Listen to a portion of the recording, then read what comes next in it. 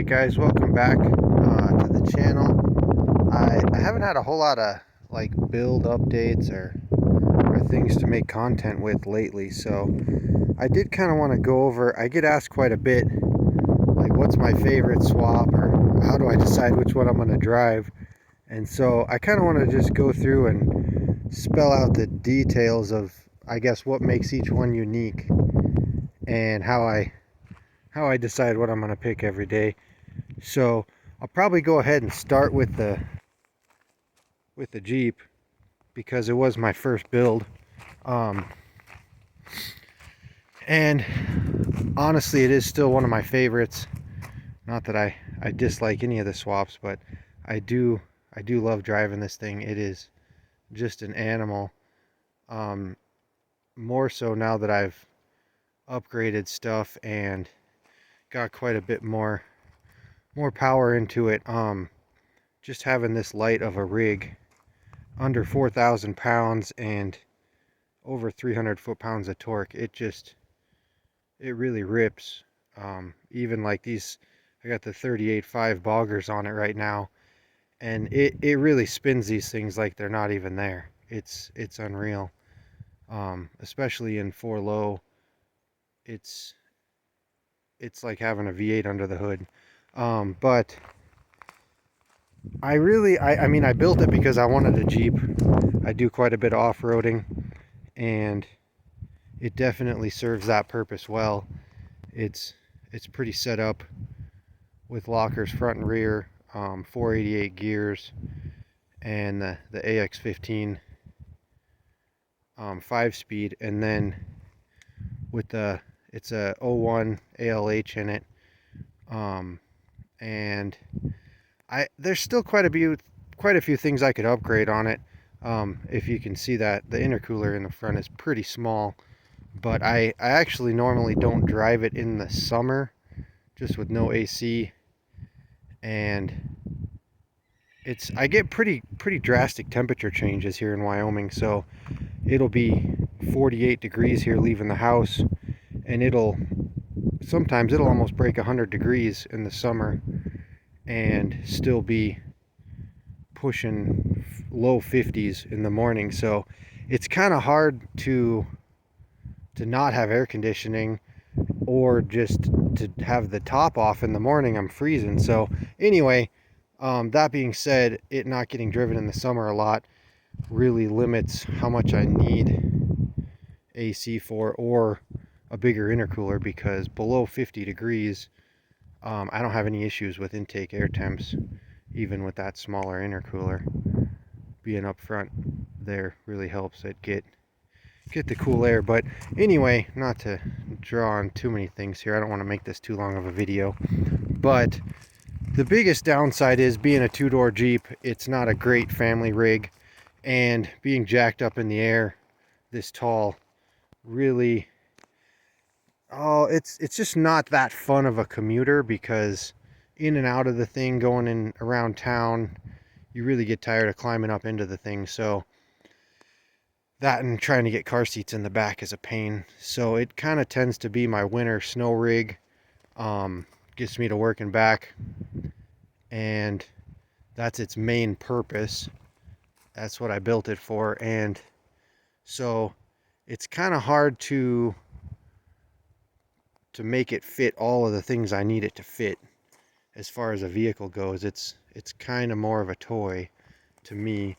But probably moving on now, after that, I built the Toyota. I had driven quite a few MK4s to work and back, and I do a lot of driving in the dark. I got a lot of deer and pronghorn antelope here that love to run in front of vehicles. So I really got tired of locking up the brakes multiple times a morning, and decided I wanted something with a grill guard, but still got the good fuel mileage. Because one thing also with the Jeep being so tall, it really limits the mileage I can get out of it. I've seen upwards of 25 mpg, but more than likely it's closer to 20, 22 if I'm taking it easy. It's kind of a brick wall those things aren't known for mileage. And the Toyota, although it isn't known for mileage with the Toyota engines in it, you can see it's a lot more aerodynamic, and keeping it low to the ground, keeping the independent suspension really proved to be key there. And so getting this thing put together, I'm running pretty much the same setup. I've got it tuned a little more horsepower, and I'll probably do some more video of with the hoods open here at the end. But the Toyota got just a little more power in it, and with this, it's running about a 33 inch tire on it. It just has a ton more get up and go than the Jeep, even with 410 gears in it. It still has a locker in the rear, and it gets me through most of the snow until it gets real deep. But it just is a lot better daily driver. It handles way better at 80 mile an hour on our interstates. I can pretty much cruise anytime I want, and it's long enough, it pulls a trailer well, so I do like it for that reason. And that's, I mean, like I say, that's why I built it. So it does have a great purpose for me there. It definitely is my daily commute vehicle. And then I suppose moving on to the Dakota, because ultimately the biggest problem with my first two swaps was they're both two-door, and we've got two boys that are going to be with us for at least 8 to 12 plus more years. So I wanted something that was more family friendly and still four-wheel drive. And so I was looking at these Dodge Dakotas when I started this project, and of course they're usually not solid axle swapped, a lot lower to the ground. And I guess I just had stars in my eyes when I saw this thing, but being solid axle swapped, it really drew my attention to it, even though there were some other flaws and a lot of other issues I had to work through with the truck. I did not really like the thought of the independent suspension. It's definitely more maintenance, and the solid axles are just tougher. I know a lot of people do like the ride of the independent suspension, and the Toyota does ride pretty smooth, although as soon as you want to lift it a little bit, the Toyota's got about 2 inches of lift with the torsion bars, and of course that wrecks the independent ride quality. So the Dakota running half-ton suspension basically with the 1-ton axles, it really is honestly even smoother riding than my Jeep. I can't believe how nice this thing rides on the highway. I do like that about it, but unfortunately it is just a huge lift on this thing. Especially if I put the 40s on here in the snow, it makes the Jeep look tiny, and that's saying something because the Jeep is not small. So it is just a big rig. But I wanted the family rig, and we decided to go with the solid axle truck. I do have some driveline issues over 70 that kind of make it annoying, but I just try not be in a hurry when we're doing anything family wise. My wife driving it doesn't bother her a bit. She's usually driving slower than I do, so I haven't bothered trying to mess with it. I'm sure I need to fix driveline angles or something. It's a lot of lift for this thing. But with the 4.8, or sorry, this has got 513 gears in those 1-tons, locker in the rear again, pretty much everything's set up like that. And this is running the AW4. I guess I did forget the Toyota's running the R150 manual. So the automatic, although I'm manually shifting it, is a lot nicer to drive. I'm definitely enjoying being able to seamlessly shift, even though, like I say, I'm doing it manually. There's no boost lag, there's no clutch to deal with, and just lock up the torque converter with the flick of a switch. And I guess if you guys haven't gone through any of my older videos, it's got a like a gate shifter here, and I've got it set up right next to this shifter. So once I go down, let's see, down to drive, I've kind of got a place to set my hand with the shifter here, and then I can just run through the gears, first, second, third, fourth, and then my torque converter lockup's right there next to it. So it really is pretty convenient to drive it kind of like a manual, but not have to deal with the clutch. And it's definitely nice off-road for hunting. Again, that's a lot of what we built it for. Piling in and out of the Jeep and the Toyota did not work well for hunting if there's any more than 2 people. So this thing makes a pretty sweet hunting rig, and that was its primary focus, but it actually does well enough on the road that we are really enjoying it for just a all-around family vehicle. I am unfortunately only seeing maybe 21 to 24 mpg with it, where I know a lot of the stock Dakota TDI swaps that I've seen are closer to 30, which is about what the Toyota gets. So I definitely lost some of that being so high in the air with the solid axles, but it is a really nice ride. And it's still, there aren't a lot of trucks today. It's been in the last few years that they've gotten anything over 20 miles a gallon. So for this big of a rig to be sometimes pushing 24, 25 mpg at 5,400 pounds, it's a pretty sweet rig. And then I can't really leave out my car, even though it is just a regular MK5 Jetta. The recent mods I did, adding the GTB 2265, just huge turbo, and PD 150 injectors, pretty much pushing full fuel to those. This thing is an absolute animal on the road, and so I used to just let my wife drive it, but I can't say I don't enjoy this thing. The Toyota's got a very similar turbo, but quite a bit less fueling, and so that being in a truck, I can't believe, I mean, this car will do 120 just so fast. It's crazy. I'm sure the quarter mile times are depressing and all that, but for what it is and for how much money you can have in some used PD 150 injectors and a used bigger turbo like that and some tuning, it is nuts what you can do with these TDIs, and then still go ahead and set the cruise and be right back up to 40 to 50 mpg. So it really has to be up there as a contender of what I like to drive, just because I can't have that kind of acceleration and stuff in these bigger rigs. So all that to say, I don't know that I can actually choose which one I like the best, just because they're all so much different. I unfortunately have not built one rig that can do it all, and I don't know if I like that or I don't.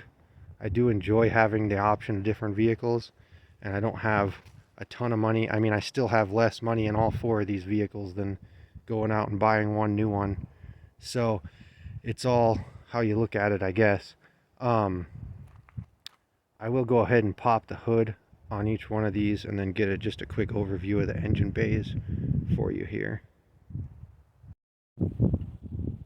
So just starting with the car here, it's not exactly exciting to look at. Of course, all these cars, they put the turbo in the back, and I actually fit the air filter on top and back there just to clean up working on stuff in front, which, like I say, it really blocks that. You can't really see the size of the turbo there. It used to have a top mount turbo that would sit right where the air filter is.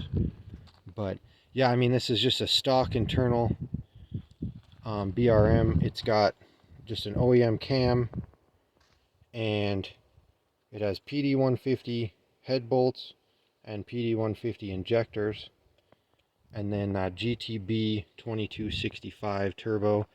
I think that's off of just the bigger V6 or inline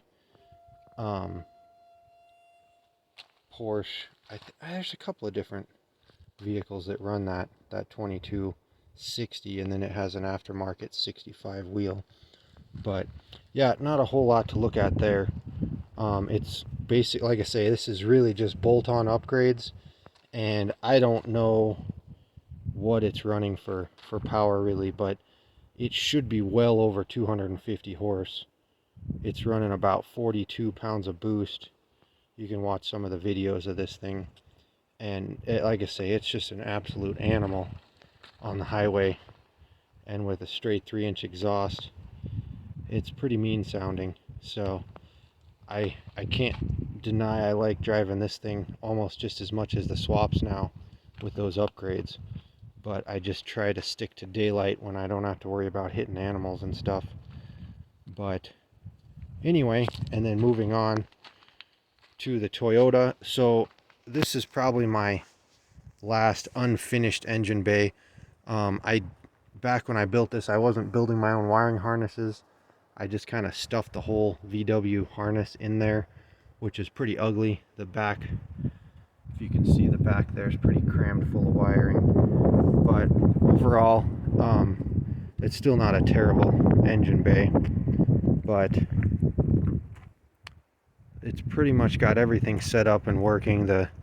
I actually put the AC condenser behind the radiator, which I think is actually giving me issues. I definitely recommend, if you're going to do one of these Toyotas, to leave the radiator in the stock position, leave the AC condenser up here, and then probably put the intercooler in the bumper if you can. Build a custom bumper for it. That's what I would highly recommend. But this is running one of my biggest turbos next to the car, and it is a GTC 2262, and it's kind of rare. It's a factory turbo off of a 5.2 liter box truck over in Finland. I mean, they're over in the UK. I don't know if we got any in the US or not. It's a 2015 model.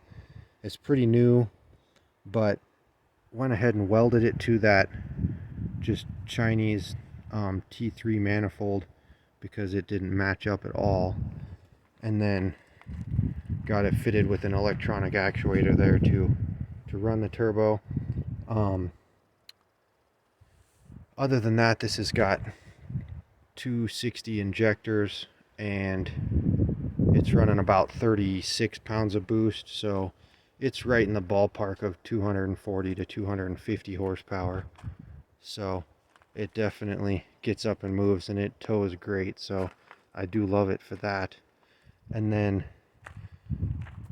the Dakota was my latest engine bay build, so I really took my time and tried to finish out most of it. There's still a little wiring to clean up, but it really turned out pretty well, and I got the engine pretty well situated to where it's nice to work on everything. But this thing is just overall, I'm really enjoying how it turned out. And this is just running a GTC 1549, which is the stock turbo off like a 2015 TDI, mostly in the UK. I think we got some of these, but not many. And then again, I converted it to electronic actuator, and it's got 260 injectors as well, but it's only running about 27 pounds of boost, so probably closer to 180, maybe close to 200 horsepower. Hard to say, but it's still definitely making 300 or so foot-pounds of torque, which is exactly what the V8, the 360 that came out of this made in 2001. So it surprisingly moves well. I'd almost say it moves better than the 360 with 200,000 miles on it that I pulled out of here, which probably makes sense. It was probably getting a little weak, but This thing just moves really well, and it's not a race vehicle, but it gets the job done. And then last but not least, the Jeep started out with about the same wiring mess as the Toyota still has, but when I went ahead and replaced this head, it's been about 6 months or maybe almost a year ago, I went ahead and redid the wiring, got that cleaned up to where I can work on stuff, and it is just really nice to have a smaller engine in these bigger engine bays because there's just so much more room to work on them. And this guy has a GTB 2056 turbo, and it is custom welded to a European manifold there, and it's actually clocked to point towards the engine in front, so it'll fit by my frame there, and it just is really nice squeeze there. But this is running about 32 to 34 pounds of boost with 240 injectors, so it's probably a little over 200 horsepower. I don't know how much, or they really, even dyno results are kind of misleading, so I don't like throwing numbers out, but this thing will do 100 mile an hour on 38.5 boggers, so it's up there. It's got plenty of power, so it's just a blast to drive. But anyway, that's kind of just a basic overview.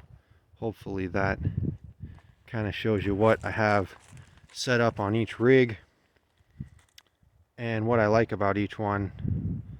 And so yeah, to conclude, I really have to decide what I'm doing that day and what the weather's like and just what I feel like doing before I can pick which one I'm going to drive.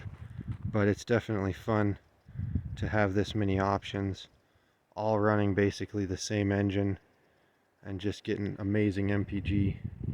So it's been a lot of work to get to this point, but I can't say that I'd want it any other way now that they're all done. It's just a pretty fun lineup. So anyway, thanks for watching, guys, and hopefully I'll get some more content on that next build out pretty soon and see what else we got going on.